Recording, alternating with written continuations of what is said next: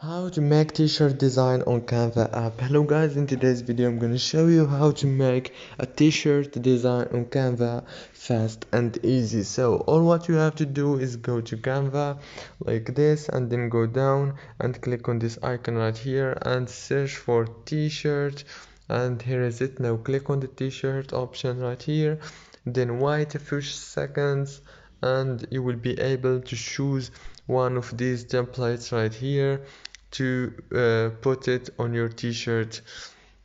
Let's try this one. For example, as you can see, it's a professional design, and now let's write something like this and change the street option.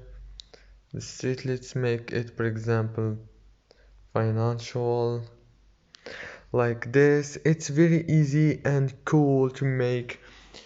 And if this video was helpful for you, please don't forget to like and subscribe.